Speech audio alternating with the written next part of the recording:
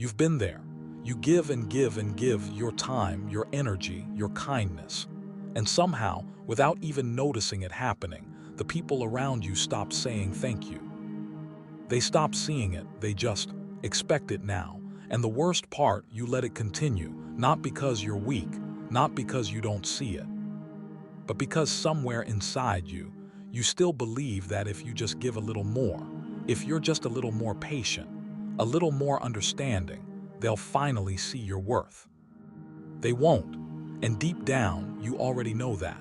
So here's the real question, the one nobody wants to ask out loud. When did you stop respecting yourself enough to demand to be treated with dignity? Because here's what the Stoics understood thousands of years ago, and what most people spend a lifetime learning the hard way. You don't get treated the way you deserve. You get treated the way you allow. Stay with me, because what I'm about to share isn't a feel-good pep talk. It's not 10 ways to smile through the pain. This is ancient philosophy weaponized for a very modern wound. And by the time we reach number 6, you're going to see every relationship in your life differently. Let's begin. 1. Know the difference between giving and losing yourself. Marcus Aurelius, the Roman emperor and one of the greatest Stoic thinkers who ever lived, wrote in his private journal, a book we now call Meditations, these words. Ask yourself at every moment, is this necessary? Simple. Almost deceptively simple, but sit with it for a moment. He wasn't just talking about tasks. He wasn't just organizing his schedule. He was writing to himself privately, honestly, about the choices he made each day. And one of those choices was this: how much of myself am I giving away? Now think about your own life. Think about the person or maybe the people who take you for granted. How much of what you do for them is genuine love and generosity? And how much of it is fear? Fear of conflict. Fear of being seen as selfish. Fear that if you pull back even slightly, the relationship will collapse. Here's what the Stoics would say. If a relationship collapses the moment you stop overgiving, it was never a real relationship. It was a transaction, and you were the only one paying. The Stoics taught a concept called the dichotomy of control, the idea that some things are in our power and some things are not. Your generosity is in your power. What people do with that generosity, not in your power. And here's the painful truth: when you give endlessly with no boundaries, you're not being generous. You're being exploited. And often, you're the one who opened that door. There's a difference between giving from fullness and giving from fear. One is a strength. The other is a slow leak that drains everything you have. So the first Stoic move before you change anything, before you confront anyone, is to sit quietly and ask yourself, why do I keep giving? What am I actually afraid will happen if I don't? The answer you find will tell you everything. 2. Stop explaining yourself to people who have already decided your value. This one is going to sting a little, so stay with me. When someone takes you for granted, what's the first thing most people do? They talk, they explain. They have the conversation. They lay out their feelings carefully, reasonably, honestly, and they wait for understanding. And what happens? One of two things. Either the other person gets defensive, or they apologize just enough to make things comfortable again, and then nothing changes. Because here's the hard truth the Stoics understood about human nature. People don't change because of explanations. They change because of consequences. Epictetus, who began life as a literal slave and became one of the most respected philosophers in Rome, he said something that still cuts through centuries like a blade. If someone is able to show me that what I think or do is not right, I will happily change. Notice what he didn't say.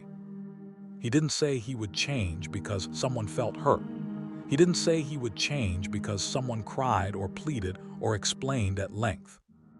He said he would change if shown a reason to, a logical, undeniable reason. Now apply that to the people in your life who take you for granted. You've probably already had the conversation. Maybe more than once, and yet here you are, So here's the Stoic redirection: stop explaining, start showing. What does that look like? It looks like becoming less available, not dramatically, not with a speech. Just quietly, steadily, you become slightly harder to reach. You start investing that energy somewhere else, in yourself, in people who actually value it, and watch what happens. Some people will notice immediately. They'll step up, ask questions, make an effort. Those people care. Give them the chance to show it. Others won't notice at all. Or worse, they'll only notice when they need something and you're not immediately there. And that tells you everything about where you stood. The Stoics would say, you don't need to announce your worth. You need to demonstrate it by how you spend your time. 3. Detach from the outcome, not from the relationship. Now this is where Stoicism gets misunderstood. And I want to clear something up because I think it matters. People hear the word detachment and they picture coldness. They picture someone who doesn't care, who shuts down, who builds walls. That's not what the Stoics taught, not even close. What they taught was something far more powerful. You can love someone deeply, care about someone genuinely, invest in a relationship wholeheartedly, and still not tie your emotional well-being to how they respond. Marcus Aurelius didn't become cold toward the people who disappointed him. He wrote about them privately, with frustration and confusion and real human feeling. But he practiced, and it was a practice, not a personality trait.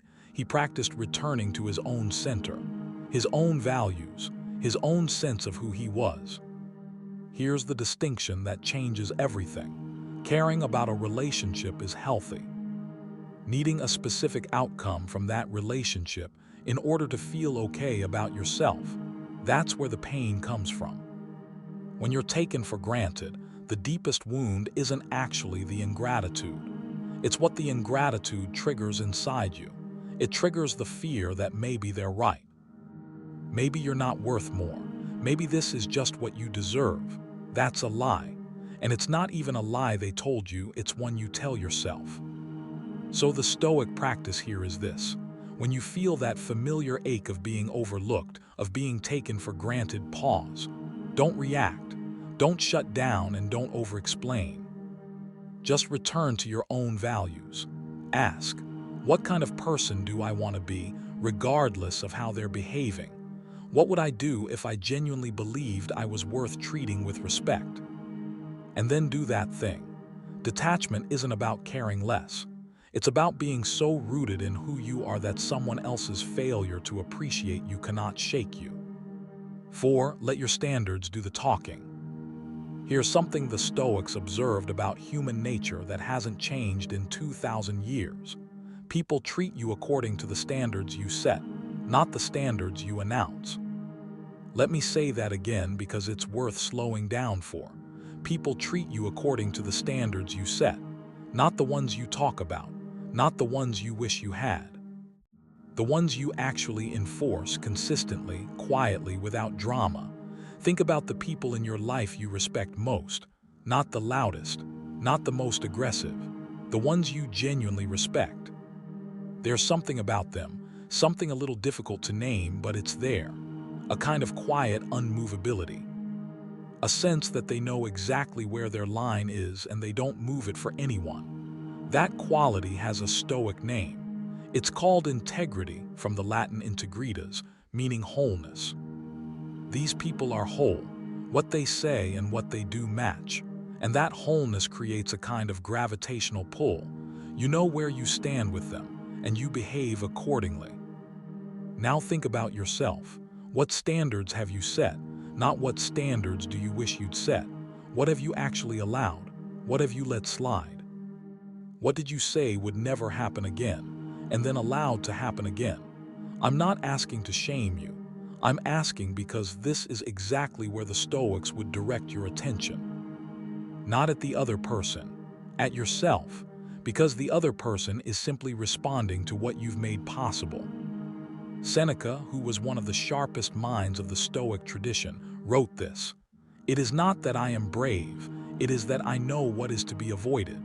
He wasn't talking about physical danger. He was talking about the slow erosion that happens when you keep making exceptions for people who don't deserve them. So the Stoic move here is practical. Identify one standard you've been letting slide, just one, and reset it quietly, without announcement. Simply don't cross that line again. See what happens to the dynamic. Standards communicate everything. They tell people who you are, what you believe about yourself, and what they can expect if they keep treating you the way they have been. They're not walls. They're information. 5. Use silence as a mirror. This might be the most counterintuitive one on this list, but it might also be the most powerful. Most people, when they feel taken for granted, either go quiet in a wounded way, hurt, sulking, waiting to be noticed, or they fill the space with words. They over-explain, over-justify, over-communicate. Both of those responses, oddly enough, take power away from you. The Stoics had a different relationship with silence. They saw it as a tool. A deliberate, intelligent tool. Epictetus taught his students to observe before they speak, to let a moment breathe before they filled it, not from weakness, not from hurt, but from wisdom.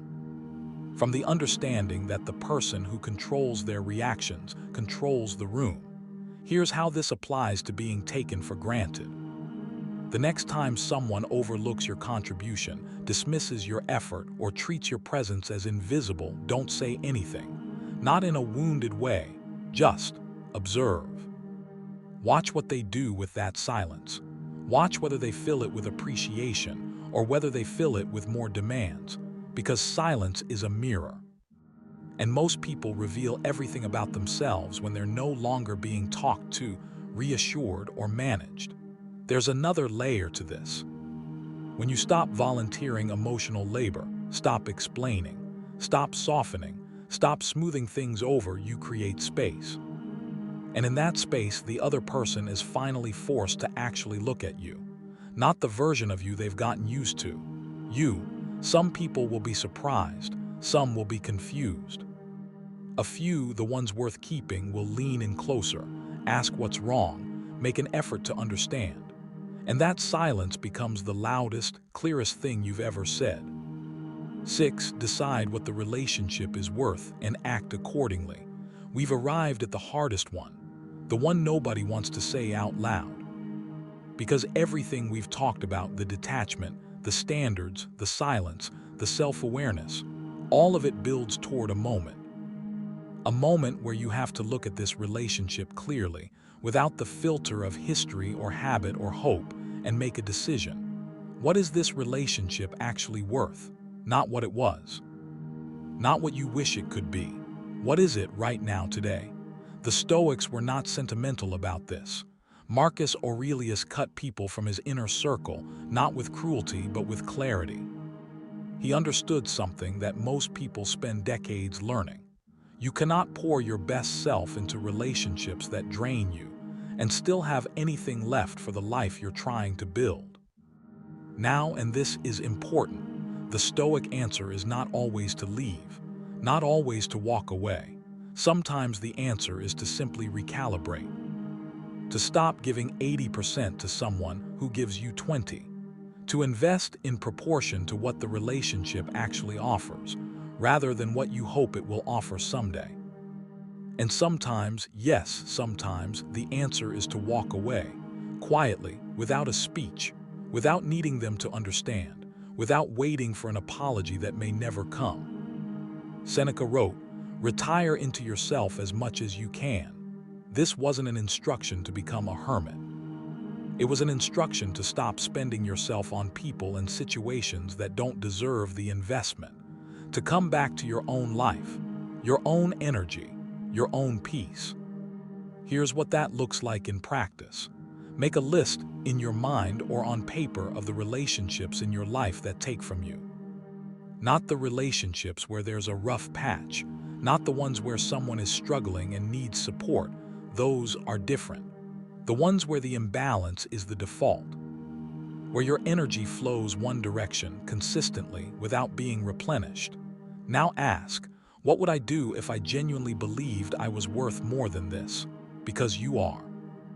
The Stoics would tell you that with absolute certainty, not because you're special in some vague inspirational sense, but because every human being has inherent dignity. And living in alignment with that dignity is not a luxury. It is a duty to yourself. 6 Stoic ways. And if you take nothing else from this video, take this one thing. The people who take you for granted are not the problem.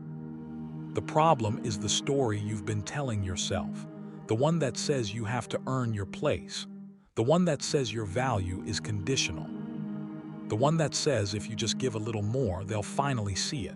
They won't, not until you do. And the moment you genuinely see it, not just intellectually, but in the quiet of your own heart, something changes. Not dramatically, not overnight, but it changes because you change. And the Stoics knew something that all the noise of modern life tries to drown out. The most powerful thing you can do in any relationship is know, without needing anyone to confirm it, exactly who you are and what you're worth. That knowledge is yours. No one gave it to you. No one can take it away. Go live like you believe it.